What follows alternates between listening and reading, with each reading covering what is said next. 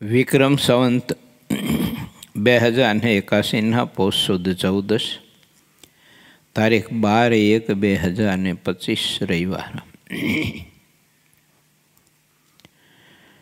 ભગવાન સ્વામિનારાયણે આપણને સહુ કોઈને પ્રથમ પ્રકરણના મધ્ય પ્રકરણના ચોથા વચનામૃતમાં ભગવાનનું અખંડ ચિંતન આત્મા કરી શકે એના સંદર્ભે ભગવાનના સ્વરૂપનું મહાત્મ્ય જેટલું સમજાય એટલું તે આત્મા પરમાત્માનું ભજન વધુ કરી શકે છે। એ સંદર્ભ બતાવ્યો કે ભગવાનના સંત ભક્તનું મહાત્મ્ય જેને જેટલું હોય છે તેટલું તે ધ્યાન ભજન અંતર્મુખ વૃત્તિ કરીને કરતો રહેશે ને પોતે ડૂબીને રહેતો હોય છે કે પોતાને ક્યારેય પણ કોઈ ઉપસવાનો કે બીજો ત્રીજો માન પ્રતિષ્ઠાનો સંકલ્પ સ્વપ્નમાં પણ નહીં થાય ને એ ભક્તિ અને એ ભક્તનું અંગ એ શ્રેષ્ઠનું ઉત્તમમાં ઉત્તમ છે। આપણે ચાહે એટલી ભક્તિ કરતા હોય ને ભક્તિ કરતાં કરતાં આત્મામાં ગમે તેવું દૈવત આવ્યું હોય તેમ છતાંય પણ પોતે એક આદર્શ દાસ થઈને રહે અને મહારાજનું વધુ ને વધુ ધ્યાન ભજન કર્યા જ કરે તો એમાં એને તૃપ્તિ ન થાય। આવું અંગ બંધાય એ શ્રેષ્ઠ ઉત્તમ છે। મહારાજને તેવો ભક્ત અતિશય પ્રિય છે। એની સાથે મહારાજ કે અમારે સુવાણ પણ થાય એવા ભક્તની સાથે મહારાજ કે અમને અતિશય બને છે અને એવા ભક્તની સાથે મહારાજ કે અમે અખંડ રહીએ છીએ અને એવા ભક્તની મહારાજ કે અમે પળે રક્ષા કરીએ છીએ કે જેને ભક્તિમાં કોઈ વિઘ્ન ન આવે એવી રીતે મહારાજ આપણી રક્ષા કરે છે। માનો કે કોઈ પૂજા પ્રતિષ્ઠા પ્રશંસા પદાર્થ વગેરે વગેરે જે કંઈ આ લોકની વિશેષણાઓ જે હોય ને એના આપણને સંકલ્પ થતા હોય એની પ્રાપ્તિ કરવા માટેના પણ ભગવાન પોતાના ભક્તને જાળવે છે એટલે આ લોકની બધી વિશેષણાઓ ભગવાન પૂરી ન કરે। જો કરે તો ભક્તિમાં વિઘ્ન આવે, મહારાજની મૂર્તિના ધ્યાન ભજનમાં વિઘ્ન આવે, એમાં કાપ થાય। એટલે ઠાકોરજી તે સંકલ્પ પૂરા ન કરે એવી રીતે એને મદદ કરે છે। માટે આપણે વિચારું કે ભગવાન આ લોકની ઈચ્છાઓ આપણી જે કંઈ છે તે પૂરી ન કરે ત્યારે સમજવાનું કે મહારાજનું રાજીપો આપણા પર બહુ અતિશય છે અને મહારાજ આપણને સંકેત આપે છે કે જે કરવા જેવું છે તે આ છે માટે તું કર। કેવું તો કે પરમાત્માનું ભજન। મહારાજની મૂર્તિનો મહાદિવ્ય અખંડ આનંદ તું લૂંટ્યા કરવાનું એ છે। માલ તો એમાં જ છે। ગોપાળાન સ્વામી વાતોમાં બહુ સ્પષ્ટ લખ્યું છે સ્વામી કે શ્રીહરિજી મહારાજને આ જીવ પાસે કોઈ પણ ક્રિયા કરાવી નથી ને જે કરે છે તે પોતાના રાગે કરીને કરે છે। પુરુષોત્તમ નારાયણને તો પોતાના ભક્તને પોતાની મૂર્તિનું મહાદિવ્ય સુખ અનંત પ્રકારનું અખંડ માણી શકે એવું પોતાની મૂર્તિનું સુખ આપો એટલું જ ભગવાનને પોતાના ભક્તના માટે કરવું છે ને ઈચ્છા એટલી જ છે। બાકી જે કંઈ કરે છે તે જીવ પોતાના રાગે કરીને કરે છે ને જ્યાં સુધી રાગ છે ત્યાં સુધી ભગવાનનું મહાત્મ્ય સમજવામાં ખામી છે મને તમને બધાને। પરિપૂર્ણ મહાત્મ્ય જ્યારે ભગવાનના સ્વરૂપનું સમજાય છે ને ત્યારે એના આ લોકના કોઈ પણ પ્રકારના રાગ રહેતા નથી, પછી છૂટી જાય છે। એની ઈચ્છાઓ નથી રહેતી કોઈ આ પ્રકારની। એવા મહાપુરુષોના જીવનને આપણે સૌ કોઈ શાસ્ત્ર અને ગ્રંથોના પુરાણોના માધ્યમે વાંચીએ છીએ, સાંભળીએ છીએ, જોઈએ છીએ,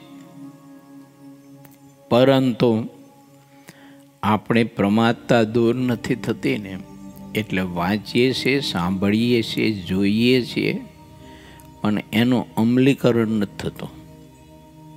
કારણ છે કે પ્રમાદતા છે એટલે। માટે ભગવાનનો ભક્ત પ્રમાદતાનો ત્યાગ કરે અને પ્રમાદતા રૂપી મદિરા અને પ્રમાદતા રૂપી દારૂ કે ભાંગ જે કંઈ કરીએ તે એ ભગવાનના ભક્તને આવી રીતે ભગવાનની મૂર્તિનું સુખ લેવામાં બહુ જ વિક્ષેપ કરે છે. માટે ભગવાનના ભક્તોએ મોહ અને પ્રમાદતા બેનો સ્વતંત્ર ત્યાગ કરવો. પંચ વિષયની આસક્તિ તે મોહનું સ્વરૂપ છે. મધ્યના તેપણમાં પોતાનો ગુણ ન દેખાય અને બીજાનો અવગુણ દેખાય તેને પણ મોહનું સ્વરૂપ મહારાજે બતાવ્યું છે. માટે ભગવાનનો ભક્ત પંચ વિષયની આસક્તિ અને બીજાનું મહાત્મ્ય સમજે એટલે નિંદા કરવાનું આવતું નથી. એટલે મોહ એનો ટળી જાય છે અને આત્મા ભગવાનની ભક્તિ કરીને મહાસુખ્યો થાય છે. મોટા પુરુષોના જીવન આપણે જોઈએ ને તો એને બીજાનું જોવાનું ને બીજાનું બોલવાનું એની પાસે સમય નહોતો. કારણ કે એટલું ધ્યાન ભજન કરતા હતા. 24 કલાક મહારાજની મૂર્તિમાં રત રહેતા હતા. એટલે એને એક સેકન્ડનો સમય તો હતો નહીં. જેણે કરીને કોઈની કંઈક બુરું બોલે કે બુરું જોવે, સમય હોય તો જોવે ને બોલે ને. માટે શ્રીજી મહારાજે શિક્ષાપત્રીમાં બહુ સ્પષ્ટ લખ્યું છે કે વ્યર્થ કાળ નિર્ગમન ન કરો મારા આશ્રિતે. ભગવાન સંબંધી પરમાત્માનો ભક્ત પ્રતિક્રિયા કરતો રહે અને ભગવાનને ભગવાનના ભક્તનું મહાત્મ્ય ખૂબ જ સમજશે. મહાત્મ્ય સમજવામાં આપણે એવું નહીં વિચારવાનું કે કોઈ ભગવાનના ભક્ત હોય તો થોડીક એનામાં આળસ વર્તતી હોય. મહારાજની મૂર્તિનું ધ્યાન ભજન કરવામાં, કથા કીર્તનમાં, દર્શન તીર્થમાં, સમાગમ સત્સંગમાં, શાસ્ત્ર અધ્યયનમાં વગેરે વગેરેમાં થોડીક આળસ વર્તતી હોય તો એ દોષના રૂપમાં ન જોવું આપણે. અને આપણને હેત હોય તો એને કહેવું કે ભગત આટલી થોડીક આળસનો ત્યાગ કરો, ધ્યાન ભજન કરો. આજે સમય છે, સત્સંગ કરી લો, સંત સમાગમ કરી લો. આવતીકાલે સંત સમાગમ કરવાનો આવો અવસર નહીં મળે. કથા કીર્તનમાં પ્રીતિ કરો, સ્નેહ કરો, પણ દોષના રૂપમાં નહીં કહેવાનું. સ્નેહ ભાવે કહેવાનું, ભક્તિ ભાવે કહેવાનું. કોઈને આપણે સૂચન કરીને તો એમાં ભક્તિ ભાવ અને સ્નેહ ભાવ એ ચોક્કસ હોવો જોઈએ. જો દોષ ભાવ હોય છે ને તો એની ગુણ આપણો જ, પણ પાછો દોષના રૂપમાં પરિણમી જાય છે. એને કરીને આપણો અંગ પણ સમયાંતરે કદાચ પાછું પડી જાય. ધ્યાન ભજન કથા કીર્તનમાં એનો પૂરો અવકાશ કરો. એમાં ના કહેવું એવું નથી. મહાત્મ્ય સમજવું એટલે એનો અર્થ એવો નથી કે કોઈને કાંઈ કશું કહેવું જ નહીં અને જેમ ચાલતું એમ ચાલવા દેવું, એવું નથી. એવું ખટકો રાખવાનો, બીજાને પણ ભગવાન ભજાવવાનો ને બીજાને પણ કથા કીર્તન ભક્તિના અંગ બંધાય એનો ખૂબ જ ખટકો રાખવાનો. પરંતુ માને ન માને એની સાથે કોઈ સંબંધ નહીં રાખવાનો પાછો. જો રાખશો ને તો વળી પાછો ઓલો વિકાર તરત આપણને દુઃખ દે છે, પીડા દે છે. કયો તો કે દોષે યુક્ત ભગવાનના ભક્તને જે કંઈ આપણે નાની મોટી વાત કહીએ છીએ ને સમજાવીએ છીએ ને તે એટલે એવી રીતે સમજણનું બેલેન્સ રાખી અને ભગવાનના ભક્તનું મહાત્મ્ય સમજીને ભગવાનના ભક્તમાં કોઈ પણ પ્રકારની આવી ઊણ ભર્યાતી હોય ને તો એ પાછું એને ખૂબ જ ભક્તિભાવથી સ્નેહ ભાવથી કહેવું અને કયા પછી છૂટી જવાનું. પછી એનું અમલીકરણ થયું કે ન થયું એની સાથે કોઈ સંબંધ નહીં, ન કરે તો પણ છેલ્લા શ્વાસ સુધી આપણે કયા કરવાનું, એમાં આળસવાનું નહીં.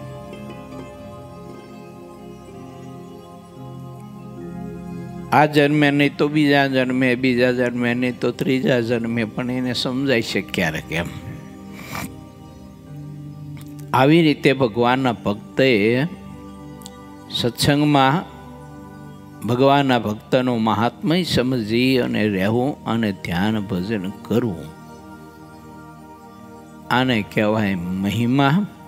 અને એ મહિમાથી ભરેલું જે દિલ છે એ દિલ અખંડ પરમાત્માના જપમાં અને પ્રભુની મૂર્તિની સ્મૃતિમાં અખંડ રત રહેતો હોય.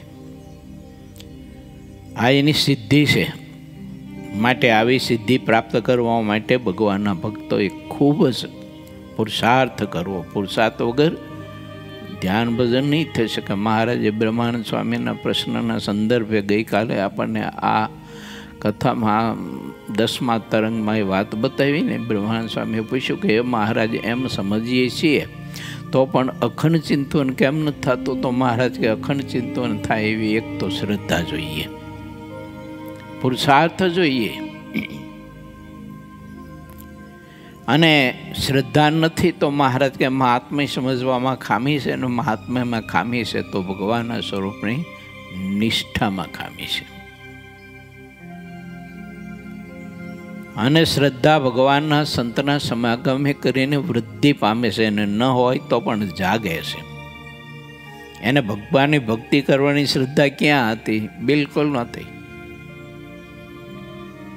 પણ જો નારદજીનો સમાગમ થયો તો ભગવાનની ભક્તિ કરવાની શ્રદ્ધા જાગી ને વાલિયા લોટારાને. જોબન બાપુને પરમાત્માની ભક્તિ કરવા માટેની શ્રદ્ધા ક્યાં હતી?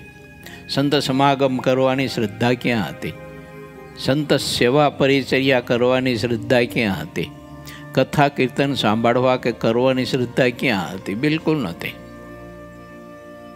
પણ મહારાજને સંતોનો સમાગમને યોગ થયો તો શ્રદ્ધાનો જન્મ થયો. યા તો શ્રદ્ધા હતી તો જુદી દિશામાં હતી.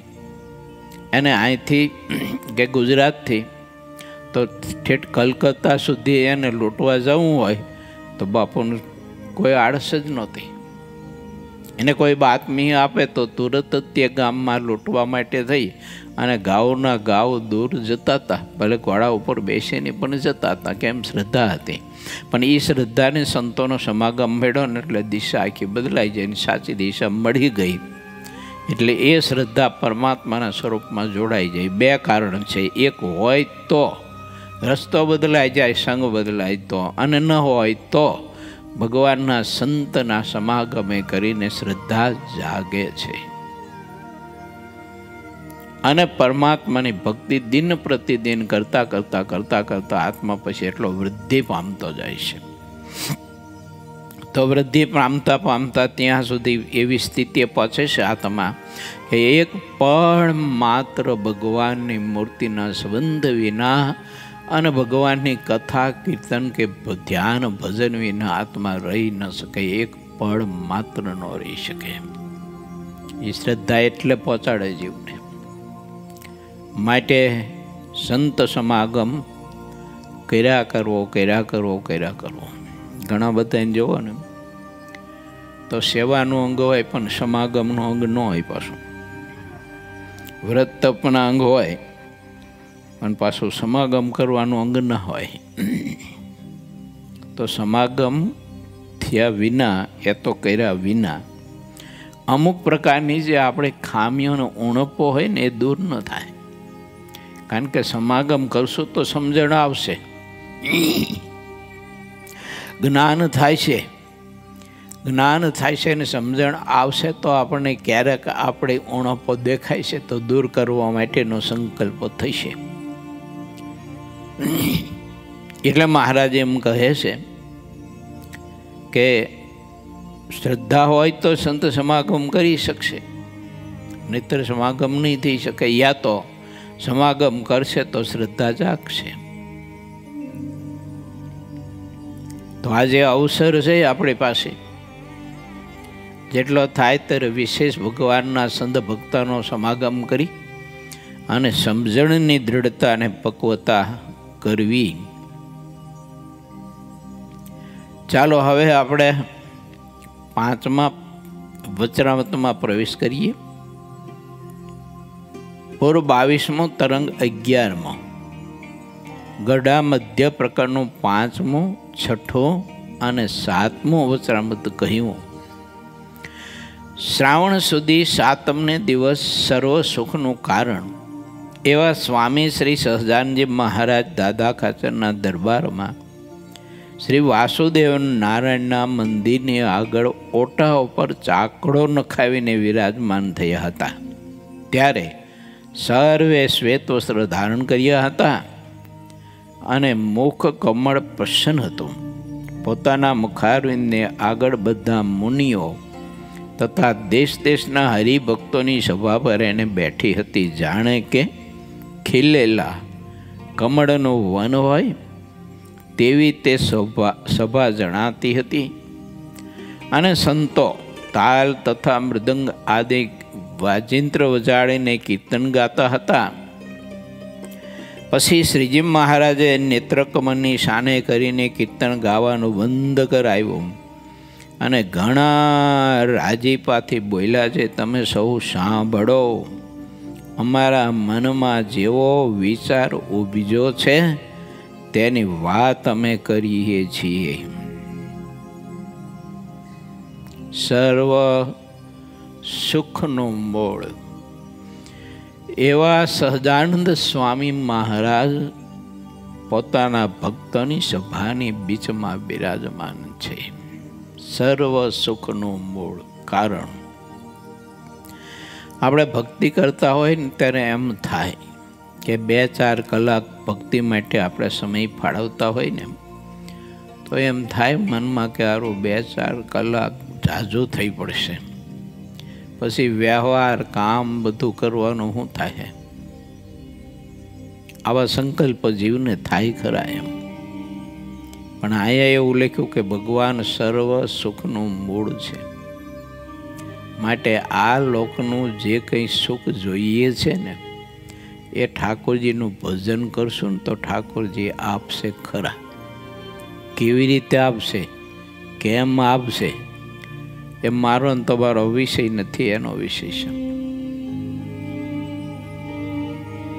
લોભના કારણે આપણે ધ્યાન ભજનમાં કાપ મૂકીએ અને પછી આપણે ધન કમાવા માટેનો પ્રયત્ન કરીએ તો ખબર નહીં કે ખૂબ પ્રયત્ન પુરુષાર્થ કરે ત્યારે થોડુંક જ મળે. અને ધ્યાન ભજનમાં ખૂબ જ પ્રીતિ હોય અને એમાં 2-4 કલાકનો સમય ફાળવતો હોય તો એ 2-4 કલાક એનું જે કામ ખોટી થયું હોય ને એનું ફળ પરમાત્મા છે ને એને થોડા પુરુષાર્થમાં ઘણું ફળ આપીને આપી રહેશે. આમ લાભ થતો હોય છે. માનો દાખલો આપું તમને. તમે ખેતરમાં ચણા વાવ્યા, ઘઉં વાવ્યા, જુવાર બાજરી મકાઈ વાવી, એરંડા વાવ્યા, યા તો બીજા કોઈ ફળ ફૂલના ઝાડ વાવ્યા, આંબા વાવ્યા,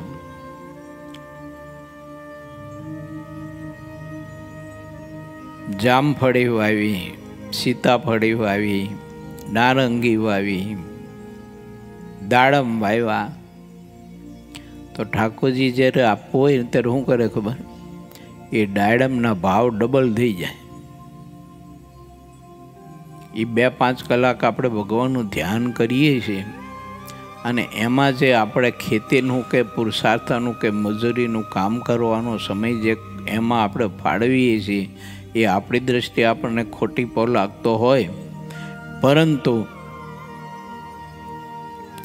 પરમાત્મા તે દાડમના કે ઘઉં કે બાજરી કે જુવાર કે મકાઈ કે એરંડા કે મગફળી એનો ભાવ અધિક કરે એમને આપણને આપી દે તો ઓલા કરતાં તો એને ઘણું બધું અને ઘણું મળી જાય છે. વ્યાપારી હોય તો વ્યાપારના ધંધામાં એને કંઈક ઠાકોરજી એવો જ લાભ કરાવી દે કે ડબલ ભાવ થઈ જાય, ખરીદવું હોય એના કરતાં. એમ કરીને ઠાકોરજી એને આપી દે પાછું. એટલે આવી રીતે ઠાકોરજી આપે એમ.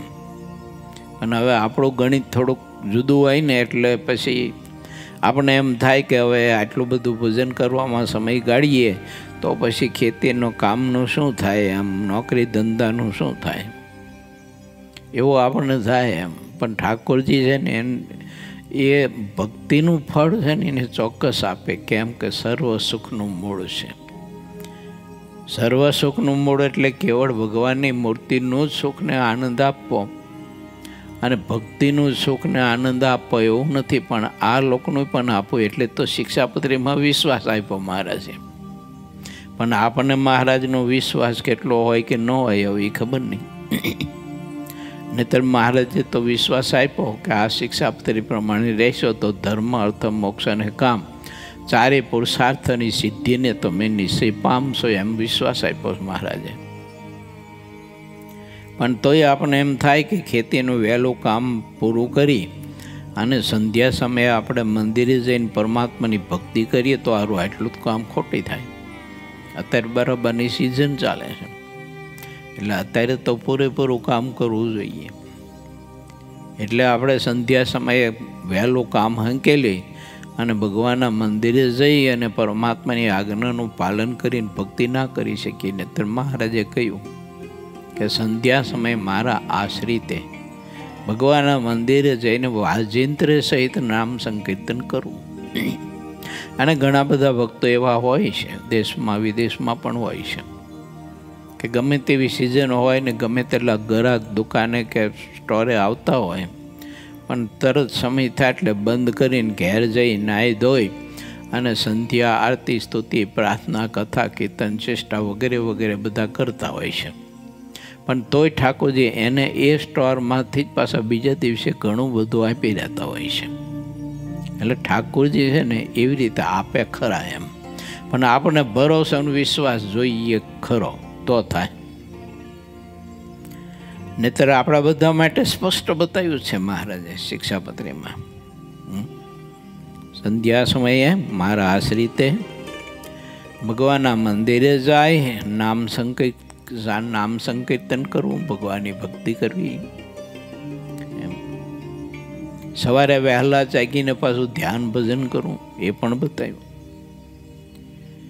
પરંતુ મહાત્મય હોય, વિશ્વાસ અને શ્રદ્ધા અને ભરોસો હોય તો થાય. ભગવાનને મોટા પુરુષના વચનમાં જેને ભરોસો હતો ને એ મહાપુરુષો એમના વચને ભક્તિ કરી, એમના વચને કાર્ય કર્યું, સેવા પરિચર્યા કરી, તો પણ આ લોકનું જેટલું જોતું હતું ને એથી પણ અધિક ભગવાને મોટા પુરુષ એને આપી દીધું છે. એવા બહુ ઇતિહાસો લખાણા છે.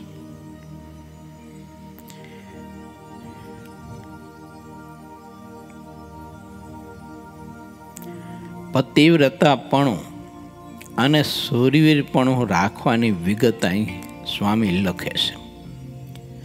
જે ભગવાનના ભક્ત હોય તેણે એક તો પતિવ્રતાનો ધર્મ દૃઢ કરીને રાખવો અને બીજું શૂરવીરપણું રાખવું. જેમ પતિવ્રતા સ્ત્રી હોય તેને પોતાનો પતિ વૃદ્ધ હોય, રોગી હોય, નિર્ધન હોય તથા કુરૂપ હોય તો પણ તે પતિવ્રતાનું મન બીજા કોઈ પુરુષના સારા ગુણને દેખીને ડોલે નહીં, તેને જ દૃઢ પતિવ્રતા કહેવાય. આવી ભક્તિ આપણને આપણા ઈષ્ટને વિશે હોવી જરૂરી ખરી.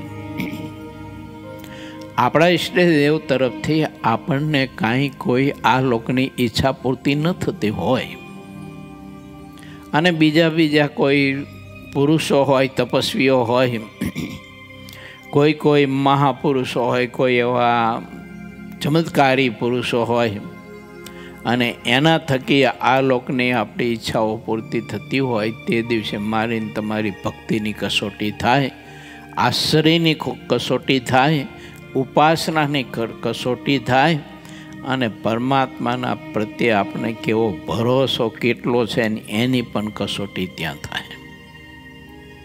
કેમ? તો આપણે જેને ભજીએ છીએ એના થકી આ લોકને કોઈ ઈચ્છા પૂર્તિ થતી નથી અને બીજા કોઈ ચમત્કારી પુરુષ હોય, કોઈ તપસ્વી હોય, કોઈ જોગી હોય, કોઈ જતી હોય, કોઈ દિવ્ય પુરુષો હોય, દિવ્ય શક્તિઓ હોય અને એના થકી આપણે આ લોકની બધી જ ઈચ્છાઓ પૂર્તિ થતી હોય ત્યારે સ્વાભાવિક જીવને એ તરફ ખેંચાણ થતું હોય છે. અને એટલે મહારાજે વચનાવતમાં લખ્યું ને કે ભગવાનનો ભક્ત હોય અને એને જંત્ર મંત્રમાં કે નાટક ચેટકમાં જો પ્રતીતિ આવે તો મહારાજ કે એને અડધો વિમુખ જાણવો. એને અડધો મહારાજે વિમુખ કીધો, પૂર્ણ ભક્ત નથી. એવી પતિવ્રતાની ભક્તિ ભગવાનને વિશે કરવી દ્રઢ મહારાજ થકી આપણી આ લોકની ઈચ્છા પૂરી થાય ન થાય, સંકલ્પ આપણે બીજો ક્યારેય પણ સ્વપ્નમાં ન થવો જોઈએ કે હું અહીંયા જઈને આશીર્વાદ લઈ આવું અને અહીંયા જઈને મારી ઈચ્છાઓ પૂરી કરી આવું ને આ તે બધુંનું મને અહીંથી સુખ મળશે, આ મારી ઈચ્છાઓ પૂરી થશે વગેરે વગેરે. ભગવાનના ભક્તને એવો કોઈ પણ પ્રકારનો સંકલ્પ સ્વપ્નમાંય ના થવો જોઈએ. એ પતિવ્રતાની ઉત્તમ ભક્તિ છે. એવી પતિવ્રતાની ઉત્તમ ભક્તિ ભગવાનનો ભક્ત કરે ત્યારે પરમાત્મા એનાથી એક પળ માત્ર પણ દૂર નથી રહેતા. અને જો કોઈક રાખની સ્ત્રી હોય, હાવ રાખની સ્ત્રી હોય પણ પતિવ્રતા હોય, તો તે કદાચ કોઈ મોટો રાજાના અત્યંત જેવો રૂપવાન ગુણે યુક્ત કોઈ પુરુષને જુએ તો પણ પતિવ્રતાનું મન તેમાં લલચાય નહીં, લેશ માત્ર મન ન ખેંચાય. તે સ્ત્રીને પતિવ્રતા કહેવાય. એવી રીતે જે ભગવાનના ભક્ત કહેવાતા હોય તેમણે ભગવાનને વિશે પતિવ્રતાનો ધર્મ મનમાં દૃઢ કરીને રાખવો, ત્યારે તે ભગવાનનો દ્રઢ ભક્ત કહેવાય. અને પોતાના પતિનું કોઈ ઘસાતું બોલે તો તે ઠેકાણે તેમણે ગરીબ કાયર થઈને મૌન રહેવું નહીં, પણ અતિશય સુરવીર થઈને તેને જવાબ દેવો. પણ કોઈ પાજી પડાવની છાયામાં કહેતા એના પ્રભાવમાં ભક્તને દબાઈ જવું નહીં.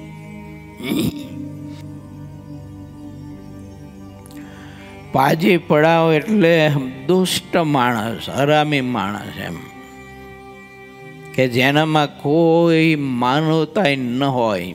ભક્તપણું તો ક્યાંથી હોય, પણ માનવતા ન હોય આવો કોઈ માણસ હોય ને પાજી પડાવ કહેવાય. તો એવાના આગળ ભગવાનના ભક્તે કોઈ દિવસ દબાવવું નહીં એમ, પણ સમય કાળ અવસ્થા સામર્થ્ય આ બધું જોઈ અને જવાબ દેવો. પરંતુ જવાબ એ સીધો ધડ દઈ નહીં દેવાનો. એમાં અવસ્થા વિચારવાની, સમય વિચારવાનો, કાળ વિચારવાનો, સંગ વિચારવાનો, સમય વિચારવાનો, પરિસ્થિતિ વિચારવાની, પછી આમ જવાબ દેવાનો. ઘણીવાર આપણે પાસે જવાબ દેવામાં આવી વાત સાંભળીને ઉતાવળા થઈ જઈ. જો કે મહારાજે વચનાત્મા લખ્યું છે કે પાજી પડાવની છાયામાં દબાવવું નહીં. એના વેણ ઉપર વેણ લાવીને એને પ્રત્યુત્તર આપણ બોલવામાં એને પાછો પાડી દેવો. અને એમ તરત આપણે વેગ પકડાઈ જાય તે જે મંડી પડી પછી ઉપાધિ આવે. એટલે એમાંય પણ શ્રીહરિ વિવેક બતાવે છે આમાં, કે બહુ જ વિવેકને સમજણપૂર્વક છે ને ભગવાનના ભક્તે આ બધી આજ્ઞાઓનું પાલન કરવું. મહારાજની આજ્ઞાનું પાલન કરવામાં પણ જડતા ન રાખવી, ખૂબ વિવેક રાખવો. ઘણા બધાને તમે જોવો ને તો એટલી બધી જડતા હોય છે. તે પોતે મનમાં નક્કી કર્યું હોય ને તો પછી એ પ્રમાણે કરે, પણ ભગવાનના ભક્ત કે કોઈ મોટા પુરુષ હોય ને એ આજ્ઞા કરે કે ભગત આટલું આમ ના કરાય ન થાય, જો બનો મનાય. કારણ કે પકડવાળી પ્રકૃતિ છે ને, એટલે માને નહીં, પછી નક્કી કર્યું એ પ્રમાણે કર્યા કરે. મહારાજ તો એવું કહેશે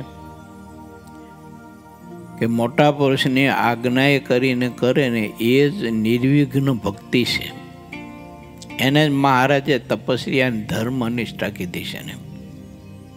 પોતાની મેળા નક્કી કરીને મંડી પડે એને ધર્મ નિષ્ઠા નથી કહી, એને જડતા કહી છે. ગુણાતીતાનંદ સ્વામીએ પણ લખ્યું કે પોતાની મેળે બે માણસનું કામ કરી નાખે એની કરતાં મોટાની આજ્ઞા કરીને બેસી રહે, અથવા તે કહે તેટલું કરે તે શ્રેષ્ઠ છે. આવી રીતે ભક્તજને ભગવાનની ભક્તિમાં ઘણા પ્રેમથી સુરીરપણું રાખવું તો ભગવાન તેના ઉપર પ્રસન્ન થાય છે. અને લોકમાં એમ કહે છે જે સાધુ હોય તેને તો સમદ્રષ્ટિ વર્તતી હોવી જોઈએ, પણ તે શાસ્ત્રનો મત નથી. કેમ જે નારદ, સુખજી, શનકાદિક, ધ્રુવ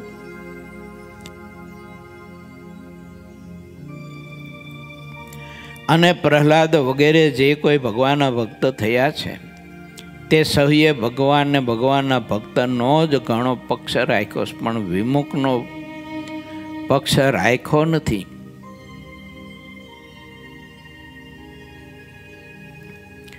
પોતાનો બાપ જો ભક્તિથી વિમુખ હતો ને તો પ્રહલાદજીએ પોતાના બાપનો પક્ષ નથી રાખ્યો, પણ ભગવાનનો રાખ્યો છે.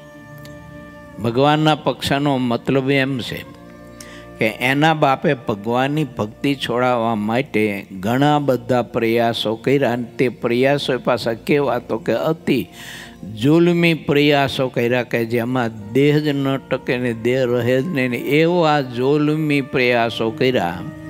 પણ તોય પ્રહલાદજી ભગવાનની ભક્તિમાંથી રંચ માત્ર પાછા ન પડ્યા. આનું નામ કહેવાય ભગવાનનો પક્ષ રાખ્યો કહેવાય. ઘણી વખત આપણે છે ને અર્થ ન સમજીએ ને એટલે શબ્દમાં વધારે ગૂંચવાઈ જાય. પણ કોઈ પણ ગ્રંથ શાસ્ત્ર વાંચતા હોય ને કોઈની વાત સાંભળતા હોય ને તો શબ્દમાં ન ગૂંચવાઈ જવાય, પણ એના અર્કમાં આપણે ઊંડું ઉતરવું પડે, એનો અર્થ સમજવો જોઈએ. પક્ષ રાખવાનો મિનિંગ એમ પણ હોઈ શકે કે ચાહે એટલો પ્રયત્ન કરે આપણને ધ્યાન ભજન છોડાવવાનો. સંત સમાગમ કરતા હોઈએ તો સંત સમાગમ છોડાવવાનો ચાહે એટલો પ્રયત્ન કરે, આપણું મન કરે કે આપણો કોઈ પણ પ્રકારનો સંગી કરે કે આપણો કોઈ પણ ઉપરી કરે, તો પણ તે સંત સમાગમ તજે નહીં, ભગવાનની મૂર્તિનું ધ્યાન ભજન છોડે નહીં. એનું નામ ભગવાનનો અને ભગવાનના સંતનો પક્ષ રાખ્યો કહેવાય. શું એ પણ એક પ્રકાર છે પક્ષનો. એમ પક્ષ રાખવાના ઘણા બધા પ્રકારો છે, એક જ પ્રકાર છે એવું નથી કે આપણે ધોકો લઈ અને કોઈએ ભગવાનના સંતનો અપમાન કર્યું એટલે ઓલાનો તોલો તોડી નાખો, એને જ પક્ષ ન કહેવાય. એવો નિશ્ચિત એક જ પક્ષ નથી. એમ પણ પક્ષના પણ ઘણા બધા જ પ્રકારો છે. એની મરજીને સમજવી એ પણ સંતનો પક્ષ રાખ્યો કહેવાય. એની આજ્ઞાને સમજવી અને એની આજ્ઞાનું પાલન કરવું તે પણ સંતનો પક્ષ રાખ્યો કહેવાય. સંતના વચને ધ્યાન ભજન કરવું અને સંતના વચને કાંઈક ધર્મ, કોઈક વૈરાગ્ય, કોઈ ત્યાગ, કોઈ આત્મનિષ્ઠા વગેરે વગેરે કદાચ થોડું ગૌણ કરવું પડે તો પણ કરી શકે, એના પક્ષ રાખ્યો કહેવાય. મહારાજે જો ને મધ્યના 27માં બતાવ્યું કે અમે ત્યાગનો પક્ષ પાસો કહેતા મોરો પાડીને પણ મંદિર કરાયા. આનામ પક્ષ રાખ્યો કહેવાય ભગવાનનો. જો ઘણી વખત આપણે આપણી જડતાને વળગી રહીએ તો એ ભગવાનનો પક્ષ રાખ્યો ન કહેવાય. મહારાજે આજ્ઞા કરે કે તારે આવી રીતે આ ભગવાનના ભક્તના માટે આવી પ્રવૃત્તિ કરવાની છે, સત્સંગ કરાવવાનો છે, ગામડે ફરવાનું છે, બધાને સત્સંગ કરાવવાનો, આવી બધી વાત કરે ત્યારે આપણને તો મનમાં એમ થાય કે આ બધી પ્રવૃત્તિમાં જોડાય તો પછી ત્યાગને વૈરાગ પાછા પડી જાય. તો એ ભગવાનનો ભક્ત એ ભગવાનનો પક્ષ રાખ્યો ન કહેવાય, તે સંતનો પક્ષ રાખ્યો ન કહેવાય.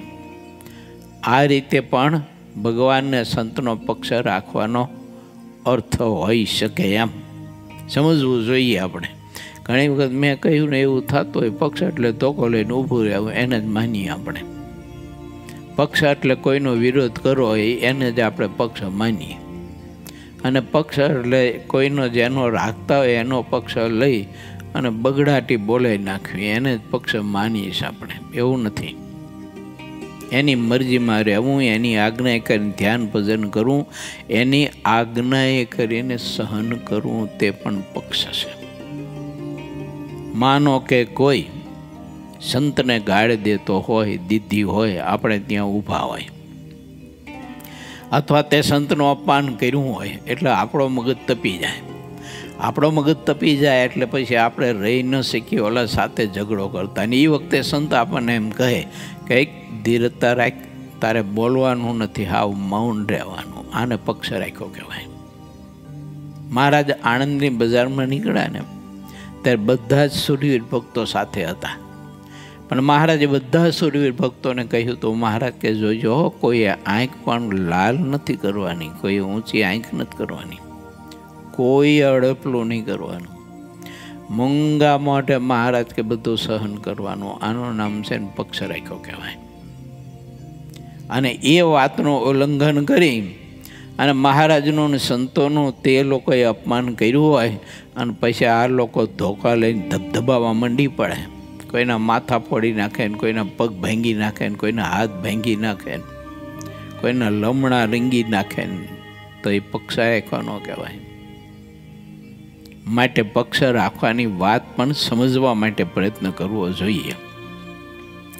કેમ તો જેનો આપણે પક્ષ રાખીએ છીએ ને એની મરજી શું છે પહેલાં એ વિચારવું જોઈએ. એની મરજી હોય અને એમ કરીએ એનું નામ પક્ષ રાખ્યો કહેવાય. અને જે વિમુખનો પક્ષ રાખે છે તે આ જન્મે અથવા બીજે જન્મે જરૂર વિમુખ થઈ જશે. માટે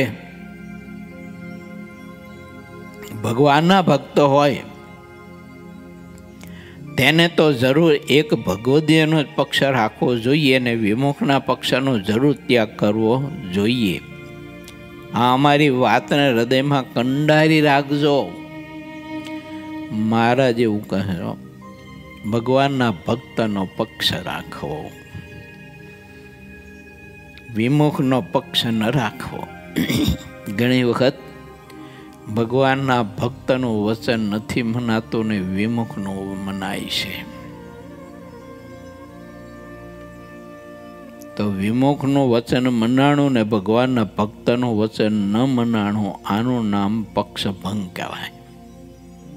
એને પક્ષ ન રાખ્યો ભગવાનના ભક્તનો, વિમુખનો પક્ષ રાખ્યો. એવું ભગવાનના ભક્તને ન કરવું. આ વાત અહીં પૂરી થઈ. હવે બીજા દિવસની વાત મુક્તાનંદ સ્વામી દાદા ખાચરને કહે છે. તે સિદ્ધાનંદ સ્વામી લખે છે. તે સર્વે સાવધાન થઈને સાંભળો, આવી વાત ક્યારેય સાંભળવા નહીં મળે. સ્વામી કે ગઢડા મધ્યનું છઠ્ઠું ઊંડીનું તથા ચિત્તના સ્વભાવનું. શ્રાવણ સુધી અષ્ટમીને દિવસ પરમ નિપુણ સ્વામી શ્રી સહજાનજી મહારાજ દાદા ખાચરના દરબારમાં વાસુદેવ નારાયણના મંદિરની આગળ વેદિકા ઉપર વિરાજમાન હતા અને સર્વ શ્વેત વસ્ત્ર ધારણ કર્યા હતા. તે વખતની એવી સુંદર શોભા હતી કે જે કહી શકાતી નથી. અને પોતાના મુખારવિંદને આગળ અપાર પરમહંસો અને દેશ દેશના હરિભક્તોની સભા ભરાઈને બેઠી હતી. સંતો તાલ મૃદંગ લઈને કીર્તન ગાઈ રહ્યા હતા. પછી શ્રીજી મહારાજ કૃપા કરીને બોલ્યા, જે સંતો કીર્તન રાખો, હવે ભગવત વાર્તા કરીએ. ત્યારે સૌ સંતો બંને હાથ જોડી અને બેઠા. શ્રીજી મહારાજ બોલ્યા કે આ સંસારમાં જે અજ્ઞાની લોકો છે તે એવી રીતે બોલે છે કે ગંગાજીનું પાણી અને બીજું પાણી એક સરખું છે. શાલગ્રામ રૂપ વિષ્ણુ અને બીજા પથ્થર બધા સરખા છે. ઠાકોરજીનું પ્રસાદી ભૂત અન્ન અને બીજું અન્ન તે બંને અજ્ઞાની જન સરખા કહે છે. તેમજ તુલસી અને બીજા બધા વૃક્ષ એક સમાન છે. બ્રાહ્મણ તથા સર્વ શુદ્ર તે સરખા દેખાય છે. એકાદશીને દિવસ ભૂખ્યા રહ્યા અને બીજા દિવસોમાં ભૂખ્યા રહ્યા એ બે સરખા જણાય છે. અને જેટલા સાધુ કહેવાય છે તથા જે અસાધુ છે તે બંને સરખા છે. તે માટે વિધિ નિષેધનો જે આ વિભાગ કર્યો છે તે મોટા પુરુષો કહેવાયા. તેમણે શાસ્ત્રમાં શા માટે કહ્યું હોય છે? એમ જે દુષ્ટ બુદ્ધિવાળા જીવો છે તે લજાયા વિના બોલતા રહે છે. માટે અમે તમને સૌ સંતોને પ્રશ્ન પૂછીએ છીએ કે અતિ મોટા પુરુષોએ શાસ્ત્રમાં જે વિધિ નિષેધનો વિભાગ કયો છે તે સાચો છે કે કલ્પિત છે? આ પ્રશ્નનો ઉત્તર નાના નાના પરમહંસ હોય ને તે કરો.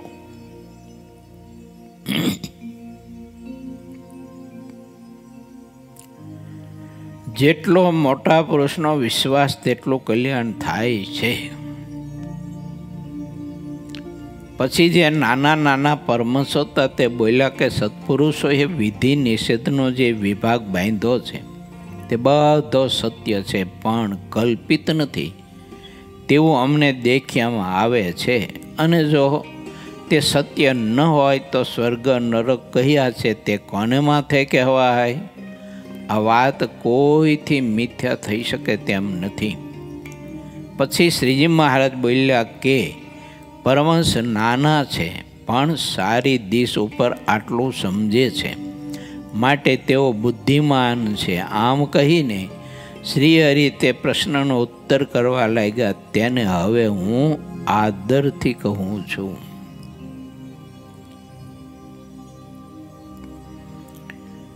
મોટા પુરુષની જે તે સમયે, જે તે વખતે, જે તે પરિસ્થિતિમાં અને જે તે દેશકાળ અને જે તે અવસ્થામાં આજ્ઞા એનું નામ ધર્મ કહેવાય.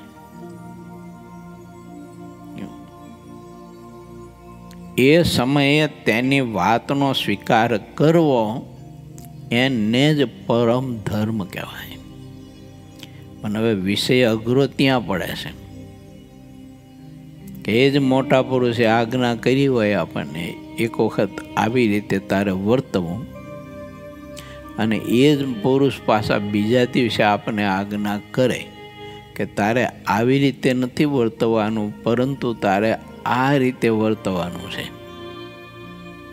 એટલે ત્યાં પછી જીવને કઠણ પડે અને કાંઈ સંકલ્પ થાય કે ગઈકાલે આવી આજ્ઞા કરી, આજે વળી પછી આવી આજ્ઞા કરે છે તો એને ધર્મ કેમ માનવો? એમ દાખલા તરીકે આપણને એવું કહ્યું કે તારે આજે ઉપવાસ કરવાનો છે. સારું, સ્વીકાર કર્યો. બીજા દિવસે એકાદશી છે અને આપણે મોટા પુરુષ આજ્ઞા કરી કે આજે તારે અનાજ જમવાનું છે, તો તરત ત્યાં આપણે સંકલ્પની ઝાડમાં ઘૂસાઈ જઈએ. મનમાં સંકલ્પ થાય કે આવા મોટા પુરુષ કહેવાય છે તો એમને એટલું અનુસંધાન નહીં રહેતું હોય. તે મને દશમના દિવસે ઉપવાસ કરવાની વાત કરે છે અને એકાદશીના દિવસે અનાજ ખાવાની વાત કરે છે. આમ જીવ છે ને એ વિચારોની, શંકા કુશંકાઓની કે તર્કની ઝાડમાં એવો વિચારો ઘૂંસાઈ જાય જેણે કરીને મોટા પુરુષની આજ્ઞાનું પાલન નથી કરી શકતો. પરંતુ જે ઘડીએ, જે કાળે, જે સમયે, જે દિવસે, જે પરિસ્થિતિએ જે મહાપુરુષો આજ્ઞા કરે એ જ મારા તમારા માટે એકાદશીનું વ્રત છે. એ જ મારા તમારા માટે ધર્મ છે, ભક્તિ છે. પણ એવા પુરુષની વાત છે કે જે અનાદિ મુક્તની સ્થિતિને પામેલા હોય, અખંડ ભગવાનનો જેને સંબંધ હોય એની વાત છે. બાકી હાલતું ફાલતું એમ કહી દે કે એકાદશીનું વ્રત કરવાની કોઈ જરૂર જ નથી. આ બધું શું ઘણા જણા લોકો એવું કહેતા હોય છે, શું આ ગ્રહણ બ્રહણ આ તે બધું, એ તો બધું ખોટા લપેડા છે એવું કહેતા હોય. એની વાત કદી પણ ન માનવી. જો એની વાતે કરી અને ધર્મ ક્યારેય પણ છોડવો નહીં, ગૌણ ન કરવો, છોડવો પણ નહીં. હું વાત અહીં કરી રહ્યો છું ને, એ તો ભગવાનની મૂર્તિના સુખમાં અને પરમાત્માની મૂર્તિના નિમગ્નપણાને જે પામેલા મોટા પુરુષો હોય એના વચને કરીને જે પાલન કરે એને ધર્મ કહેવાય. એ વાત હું એમ કરી રહ્યો છું. માનો કે ગોપાળાનંદ સ્વામી, મુક્તાનંદ સ્વામી, બ્રહ્માનંદ સ્વામી, દાદા ખાચર, પર્વતભાઈ, ઝીણાભાઈ વગેરે વગેરે જે મુક્ત પુરુષો હતા, અને આ લોકમાં મોટા મોટા પુરુષો થઈ ગયા. આપણા દાદા ગુરુ હરિનાનંદાસ સ્વામી, ભુજના અક્ષર જીવનદાસ સ્વામી, જૂનાગઢના બાલ મુકુંદાસજી સ્વામી, અમદાવાદના વૃંદાવન સ્વામી, હમણાંના નજીકના કાળમાં જો આપણે જઈએ ને તો પુરાણી સ્વામી ઘનશ્યામ સર્વદાસજી સ્વામી, જોગી સ્વામી હતા રાજકોટ ગુરુકુલમાં, શાસ્ત્રી મહારાજ ધર્મજીવન સ્વામી હતા, પ્રેમ પ્રકાશ સ્વામી બહુ મહાસમર્થ સંત પુરુષ હતા. આવા ઘણા બધા હોય. વિરસદમાં જ્ઞાનજીવન સ્વામી હતા, ખંભાતમાં માયાતીતાનંદ સ્વામી બહુ મહાસમર્થ સંત હતા. મૂળીમાં ગુણાતીત સ્વામી હતા આપણા દાદા ગુરુ, બહુ મહાસમર્થ સંત હતા. અખંડ જેને પરમાત્માનો સંબંધ હતો, આવા મહાપુરુષો આજ્ઞા કરે ને એનું પાલન કરીને એને ધર્મ કહેવાય. એમ હું કહું છું. હાલી મોહાલી આપણે આજ્ઞા કરે તો એ કંઈ ધર્મ છે એવું નહીં માનતા. હા, ઘણી વખત એવું એક જગ્યાએ એવું બનેલું, લગ્ન હતા છોકરાના, કોઈ મહાપુરુષો આવેલા એના છોકરાના લગ્નમાં આશીર્વાદ દેવા માટે. તે મહાપુરુષોને જમવા માટે થઈને બનાવ્યું હોય છે, પણ ફરસાણ નહીં બનાવ્યું હોય કે ખબર નહીં બીજું બનાવ્યું હોય છે. તો હોટલમાં જઈને ખમણ લઈ આવ્યા. બોલો, મહાપુરુષો કે ઠાકોરજીને ધરાવો એટલે નિર્ગુણ થઈ જાય. તે ઠાકોરજીને ધરાવીને પછી બધા ધરાવ્યું એમ. આ કઈ થોડોક ધર્મ કહેવાય? જે ભગવાનની મૂર્તિમાં નિમગ્નપણાને પામ્યા હોય.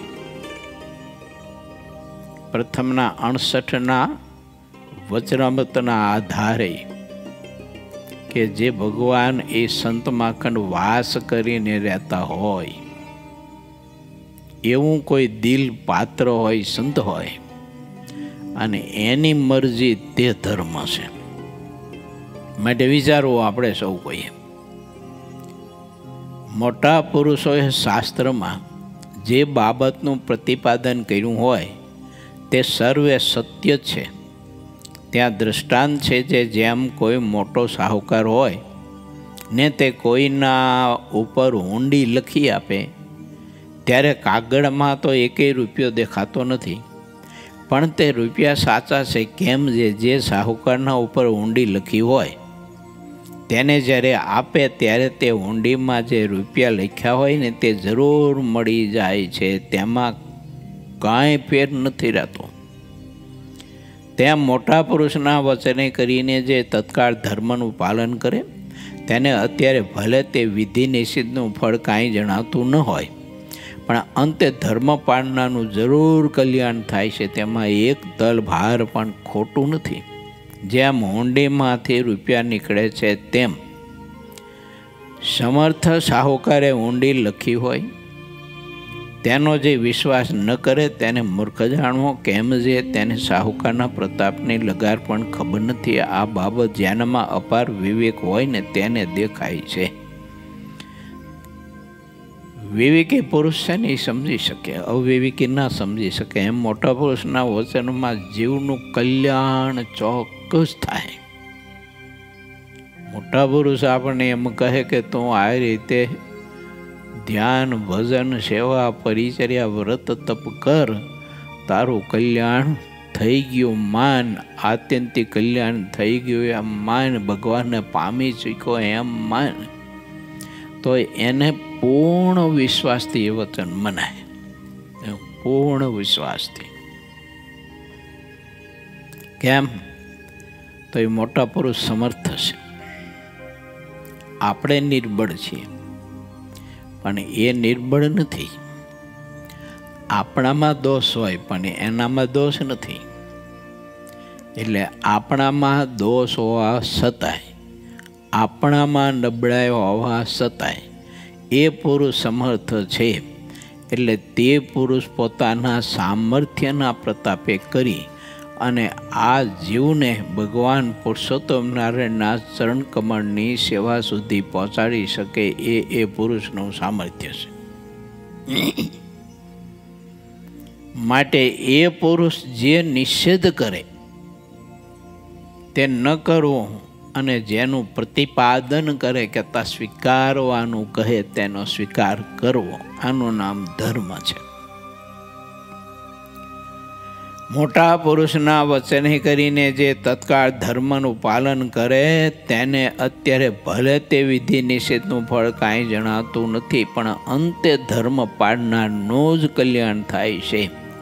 તેમાં તલભાર પણ ખોટું નથી. જેમ હોંડીમાંથી રૂપિયા નીકળે છે તેમ જ મોટા પુરુષના વચને કરીને જીવનું કલ્યાણ ચોક્કસ થાય છે. નારદ, સનકાદિક, વ્યાસ અને વાલ્મીકી ઇત્યાદિ જે મોટા પુરુષો થઈ ગયા છે તેમનો જેને વિશ્વાસ નથી તેમને તો નાસ્તિક અને મહાપાપી જાણવા. તેમ કહ્યું છે. વળી જે નાસ્તિક બુદ્ધિવાળા છે તે વિમુખથી એવું પોતાના મુખથી એવું વચન બોલે છે કે બીજા પથ્થર અને ઠાકોરજીની મૂર્તિમાં કાંઈ ફેર નથી જણાવતો, બધા પથ્થર સરખા જણાય છે. આવી ઘણી નાસ્તિકતા ઘણી જગ્યાએ જોવા મળતી હોય છે. શું આ ઘણા બધા એકાદશીના વ્રત કરતા એવું નાનું હતો ત્યારે બધા કહેતા એલા હુકામ દેને તમે કષ્ટ આપો છો કે આમ ભૂખ્યા રહેવાથી થોડાક ભગવાન મળતા હશે. આમ ઘણા બધા લોકો કહેતા ને બોલતા. આ એકાદશીના વ્રતનું પણ ઘણા બધા ખંડન કરતા હોય છે. અને ગ્રહણ આવા જે કંઈ વિધાન બતાવ્યા છે આપણા શાસ્ત્રમાં મહાપુરુષોએ, એનું પણ ઘણા લોકો ખંડન કરતા હોય છે. તો એની વાત ભગવાનના ભક્તોએ ક્યારેય પણ માનવી ન જોઈએ, પરંતુ ભગવાનના એવા અનુભવી મોટા પુરુષ એના વચનનું ઉલ્લંઘન ન કરવું પડે. આ એની પ્રત્યેક આજ્ઞાનું પાલન ખૂબ જ મહાત્મય સમજીને કરવું. એમ નાસ્તિકો તો એવું કહે કે પરણેલી સ્ત્રીને ન પરણેલી સ્ત્રી તેમાં કાંઈ ફેર નથી, બધી સ્ત્રીઓ એક સમાન જ છે. પોતાની સ્ત્રી અને મા બહેન તથા દીકરી તેમાં ફરક દેખાતો નથી, આકાર તો બધાનો એક સરખો છે. તથા રામકૃષ્ણાદિક ભગવાનની જે મૂર્તિઓ એક કાંઈ અનેક આકૃતિઓ છે તે પણ સર્વે મનુષ્યના જેવી જ છે. માટે અધિક ન્યૂન ભાવ તો માણસે કલ્પીને ઊભો કર્યો, પણ શું કરીએ, માણસની સાથે કાયમ અવશ્ય રહેવું પડે છે. એટલે માણસની રીત પ્રમાણે ચાલ્યા સિવાય ચાલે તેમ નથી. તેથી અમે માણસની હાય હા કહીએ કહેતા રહીએ છીએ, પણ જે વિધિ નિષેધના માર્ગ છે તે તો ખોટા દેખાય છે. આ રીતે જે પાપી અને નાસ્તિકો હોય તે પોતાના મનમાં દૃઢપણે સમજે છે, પરંતુ તેને કારણે તે મરીને જમપુરીમાં જાય છે. માટે આવી રીતની જેની બોલી સાંભળવામાં આવે તેને પાપિષ્ટ જાણવો અને નાસ્તિક છે એમ માનવો. પછી જે હરિભક્તને પોતાનું હિત કરવું હોય તેણે તેવા નાસ્તિકને ચંડાળ જાણીને તેનો કોઈ રીતે સંગ ન કરવો. આ વાત મહારાજ આજ કરે છે એવું ન સમજતા. એ નાના હતા ને 8 વર્ષના 8-9 વર્ષના ત્યારે પણ વાત કરતા હતા. અયોધ્યામાં કોઈ એક પુરાણી કથા કરતા હતા. અને એને કથામાં એ વિષય દોહરાયો કે હે શ્રોતાજનો, અત્યારે કળિયુગ ચાલી રહ્યો છે, માટે કળિયુગના ધર્મ જુદા છે.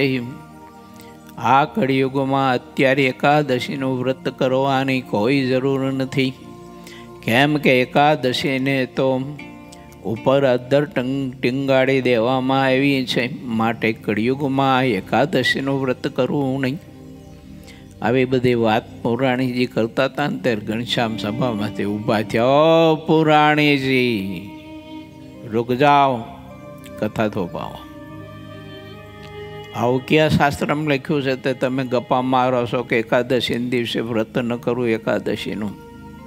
એને તો ઉપર અંદર ટીંગાડી દીધી છે. અને પછી ઓલા પુરાણીનો મગજ ગયો, છોકરા હેઠો વેસ કે આટલી નાની ઉંમરે સમજ ન હોય ને તું પ્રશ્ન કરે કે સભા આવી જાય, હેઠો વેસ. પછી મહારાજે સમાધિ કરાવી અને સમાધિમાં જમપુરીમાં પછી ઓલા જમના દૂતો ધોકા લઈને જે મંડી પીડા અને ટીપ્પા તે બરાડા પાડતા હતા. એવી કથા આવે છે સત્સંગી જીવન અન્ય ગ્રંથમાં, બાલચરિત્રમાં આવે છે કથા. તો ઘનશ્યામ તો એ વખતે આપણા ભારતીય ઋષિમુનિઓએ જે વ્રત તપ કરવાના આપણે કહ્યા છે ને, એ વ્રત તપનું મહાત્મ્ય તો એ વખતે પણ પ્રભુ બાલ્યકાળમાં એટલે 8-9 વર્ષની ઉંમરે પણ લોકોને સમજાવતા હતા. અને આવા જે કોઈ ખોટા માણસો હોય ને તે વ્રતનો જે ભંગ કરતા હતા, એટલે કંઈક નિષેધ કરતા હતા, એને પણ ઘનશ્યામે બતાવ્યું. ઓરો પછી તો સમાધિમાંથી જાગ્યો એટલે ઘનશ્યામ કે કાં? તો કે હવે બધી જ એકાદશી નિર્જળા કરીશ કે. અરે એમના દૂતોએ મારી ધોઈ નાખ્યો કે મને કે આવું ખોટું બોલ્યો હું, અને શાસ્ત્રના ખોટા અવળા અર્થ કરીને થઈ ગયો સીધો દોર. પછી માટે આપણે વિચારવું. જો આ ઘણા બધા લોકો બહુ જ્ઞાની થઈ ગયા હોય, બહુ મોટા કહેવાતા હોય, પણ વ્રત તપના બહુ નિષેધ કરતા હોય. તો એ વાત ન માનવી. મહારાજ કે ચિત્તના સ્વભાવનું વર્ણન કરે છે ઋષિ અહીંયા. અને વળી શ્રીહરિએ બીજી વાર્તા કરી છે, જે કોઈ મનુષ્ય છે તેનું ચિત્ત કેવું છે, તો જેમ મધ હોય અથવા ગોળ, સાકર ને ખાંડનું પાણી ઘાટું હોય તેના જેવું ચિત્ત છે. મધ કે ગોળ, સાકર, ખાંડના ઘાટા પાણીમાં માખી, કીડી કે મકોડો જે તેમાં આવીને પડે તે ચોંટી જાય, અને જો માણસ આવીને હાથ અડાડે તો તેની આંગળીએ પણ ચોંટી જાય. તેમ ચિત્તનો સ્વભાવ એવો છે કે જે પદાર્થ ચિત્તમાં સાંભળી આવે તે તો પદાર્થ તેમાં ચોંટી જાય છે. તે જો પથ્થર, કચરો, કૂતરાનો મળ ઇત્યાદિ જે નકારી વસ્તુ હોય, તેમાં લેશ માત્ર પણ સુખ ન હોય, તેમાં પણ ચિત્ત ચોંટે છે. અને તે સાંભળી આવ્યું હોય તો તેનું પણ તે ચિંતન કરે છે. આવો ચિત્તનો ચોંટવાનો સ્વભાવ છે. જેમ કોઈ મોટા કાચનું દર્પણ હોય, તેમાં મોટા સાધુઓ આવે તો તેનું પ્રતિબિંબ દેખાય, તથા કૂતરા, ગધેડા કે ચાંડાળી ઇત્યાદિ જે કોઈ તે સમયે આવે ત્યારે તેનું પણ પ્રતિબિંબ તેમાં દેખાય છે. તેમ ચિત્તને વિશે તેવું નિર્મળપણું છે. તેથી જે પદાર્થ સાંભળે તે તરત તેમાં દેખાઈ આવે છે. તેમાં સારા નરસાનો કાંઈ મેળ નથી, કારણ કે ચિત્તનો સ્વભાવ જ એવો છે. માટે જે મુમુક્ષુ હોય તેણે એમ ન વિચારવું કે મારામાં વૈરાગ્ય નથી, તેથી સ્ત્રી આદિ પદાર્થ મારા ચિત્તમાં વારંવાર સ્ફુરી આવે છે. કેમ જે એ તો જે વૈરાગવાનું હોય તેના ચિત્તમાં પણ જે સમયે જે પદાર્થ સાંભળી આવ્યું તે ચાહે તેટલો વૈરાગ્યવાન હોય તો પણ સહેજે સ્ફુરી આવે છે. માટે વૈરાગ્ય હોય કે વૈરાગ્ય ન હોય તેનું કાંઈ કારણ દેખાતું નથી. ચિત્તનો સ્વભાવ જ એવો છે કે સારું ભૂંડું જે કાંઈ સાંભળી આવે તેનું તે ચિંતન કરતું રહે છે. જાગ્રત કે સ્વપ્નમાં પણ એક સરખી જ રીત છે. અને ચિત્ત જ્યારે જે પદાર્થનું ચિંતન કરે છે ત્યારે તે પદાર્થ જેમ દર્પણમાં દેખાય તેમ દેખાઈ આવે છે. તે માટે એમ સમજવું કે હું ચિત્તથી અતિ જુદો રહ્યો છું ને ચિત્તનો જાણનારો આત્મા છું, તેમ જાણીને ચિત્તના સારા કે ભૂંડા સંકલ્પોએ કરીને મનમાં ગ્લાનિ પામવી નહીં. પોતાને ચિત્તથી જુદો જાણીને ભગવાનનું ભજન કરવું ને સદા આનંદમાં રહેવું. આ વાત પૂરી થઈ. હવે બીજા દિવસના પ્રશ્નની વાત સંતો હરિભક્તોનું હિત કરવા માટે જે મુક્તાનંદ સ્વામીએ દાદા ખાચર પાસે કહી છે ને એ હું કહું છું. ગરડા મધ્યનું 7મું શ્રી હરિ અને સંતની કૃપા પામ્યાની વિગતનું.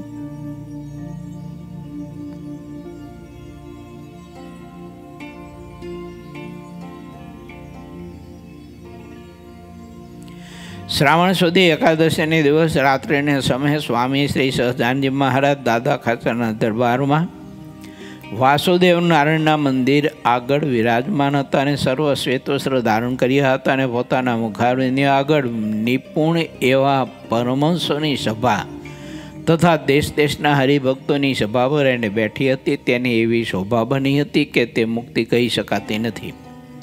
પછી મુક્તાનંદ સ્વામી શ્રીહરિના પ્રત્યે પ્રશ્ન પૂછ્યો કે જે ભગવાનના ભક્ત હોય તેના મનમાં તો એમ હોય કે ભગવાનનું ભજન કરવામાં અંતરાય કરે એવો એક પણ સ્વભાવ રાખવો નથી, તો પણ અનેક અયોગ્ય સ્વભાવ રહી જાય છે. તેનું શું કારણ છે?